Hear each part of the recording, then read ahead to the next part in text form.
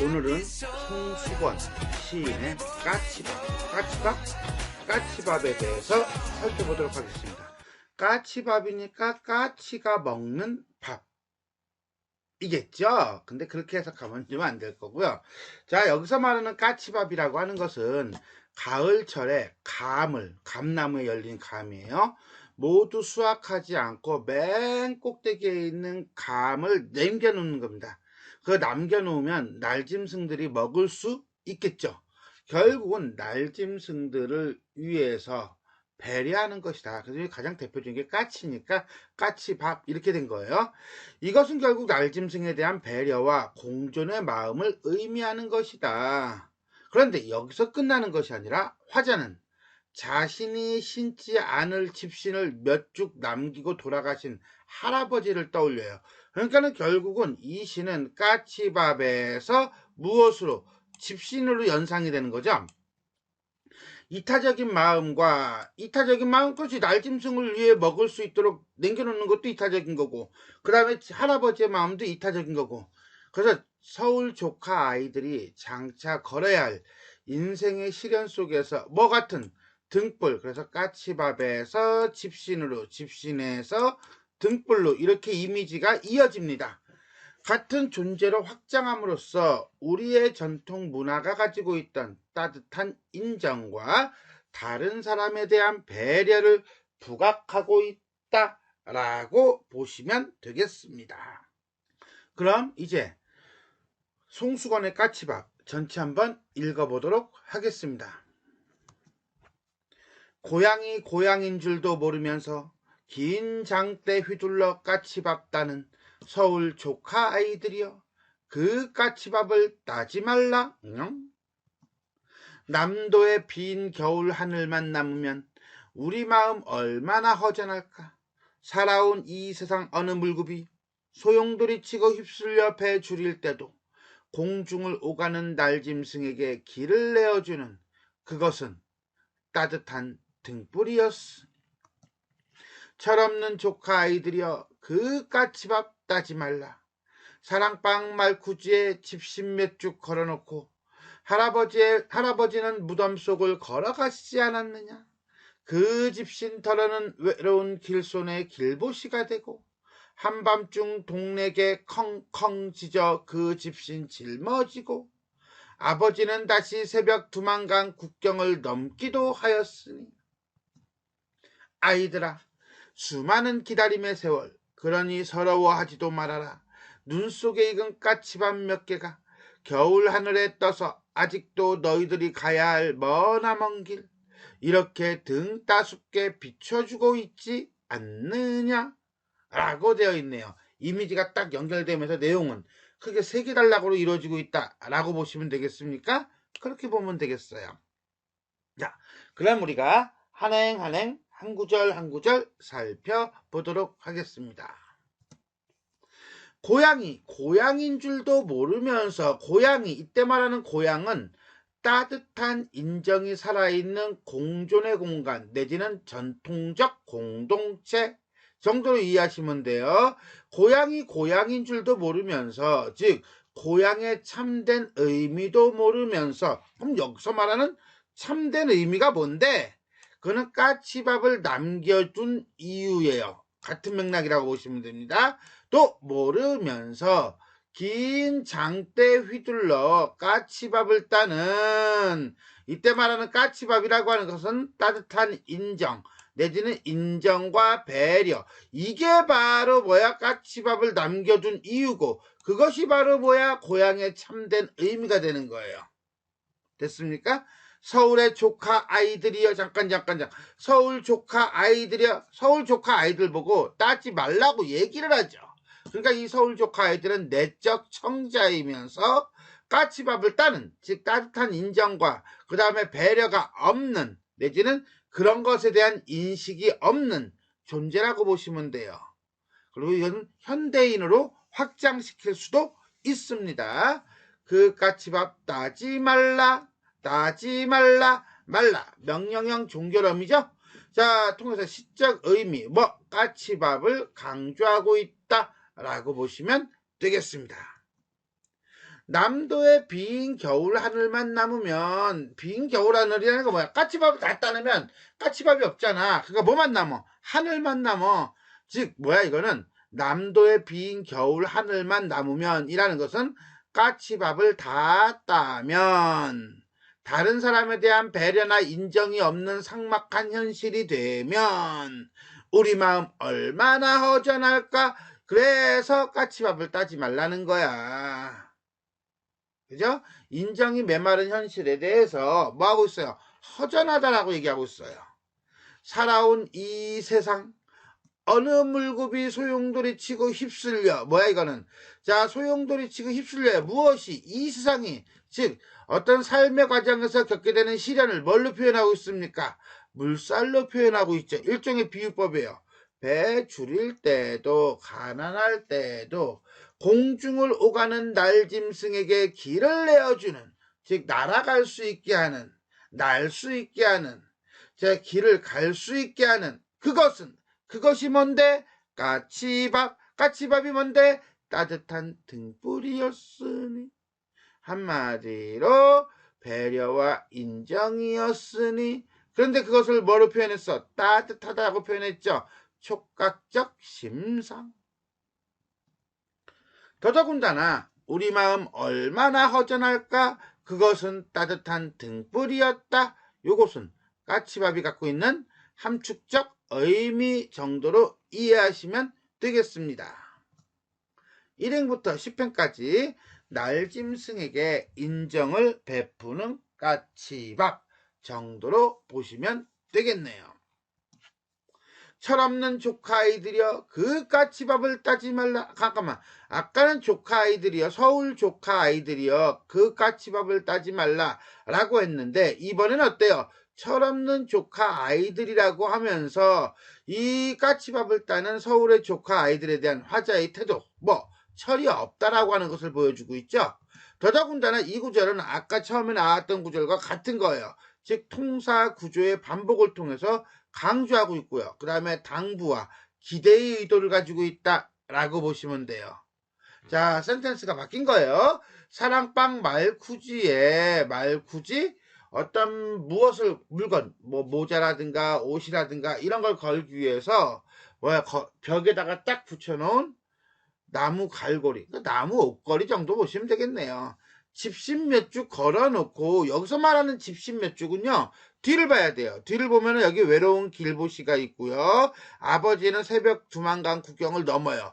즉 이 집신 몇 쭉은 할아버지가 신기 위해서 만들어 놓은 것이 아니라 다른 사람들 보고 신으라고 만들어 놓은 것이에요.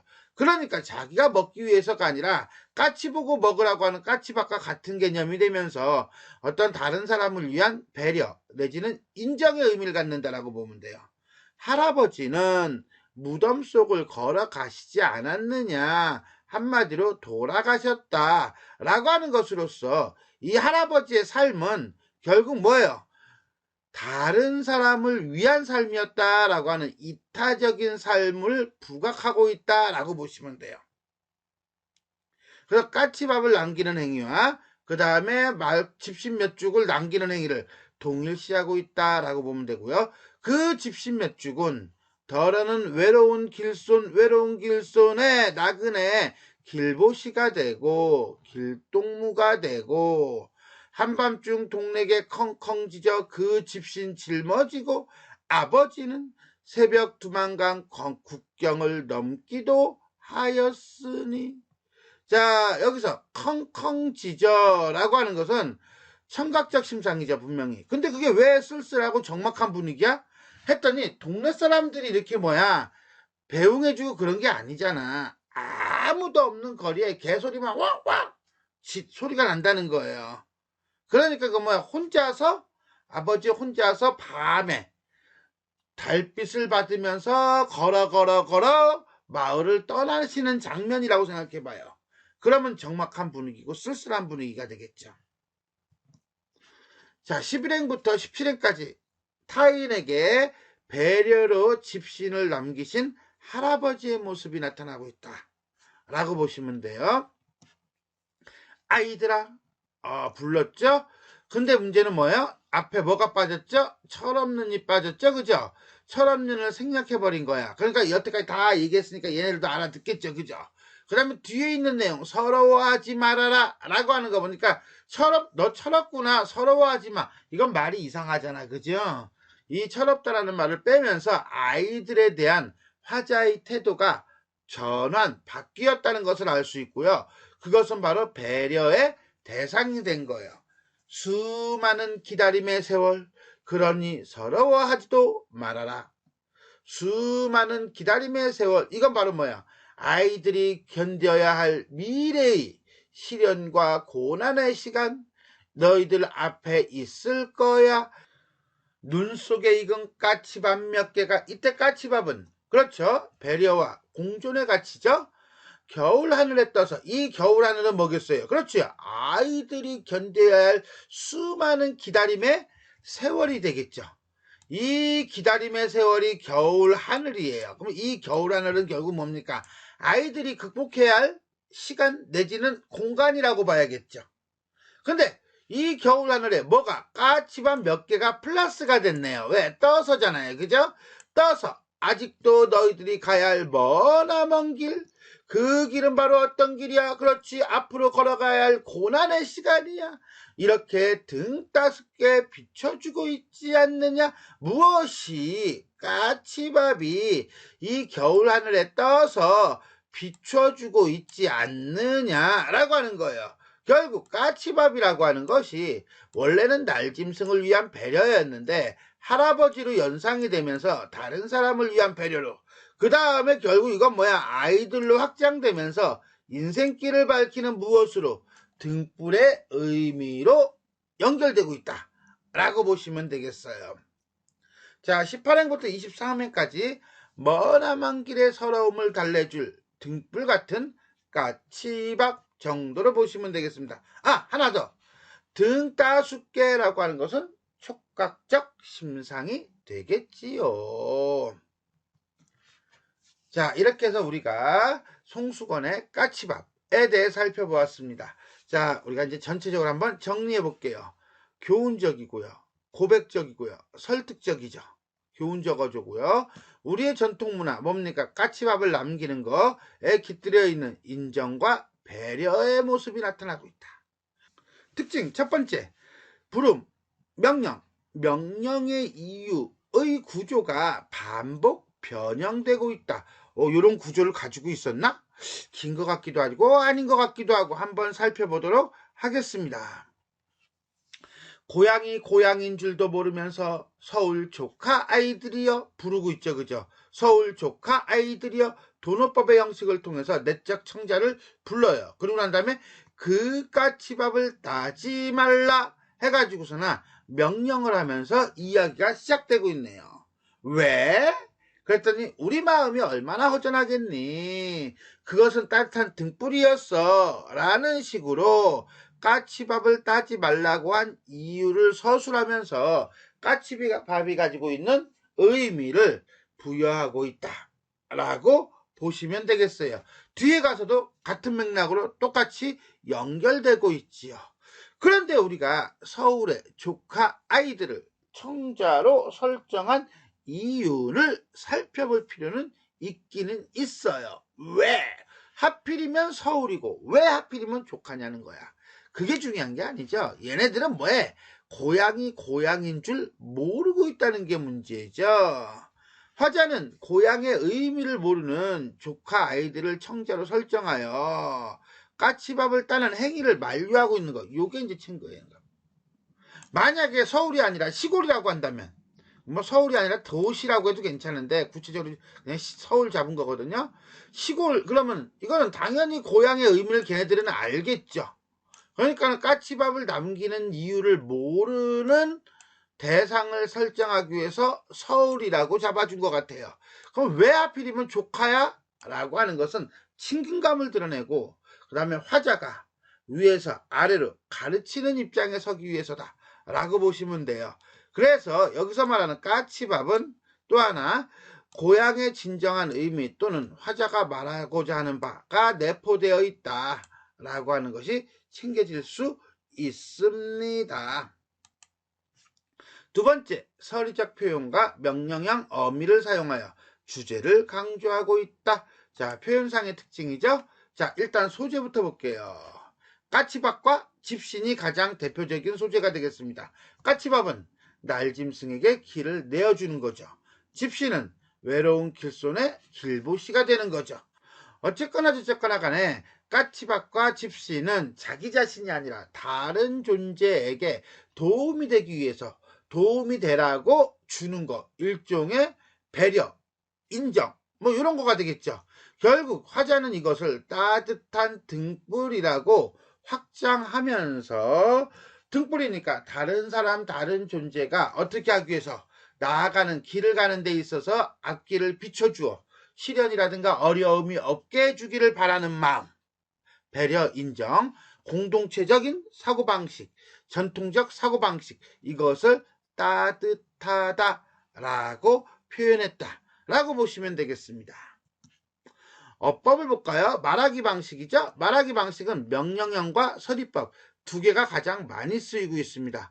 그래서 그 까치밥을 따지 말라라고 하는 말라라는 명령형 어미, 그 다음에 우리의 마음이 얼마나 허전할까? 무덤 속까지 걸어가시지 않았느냐?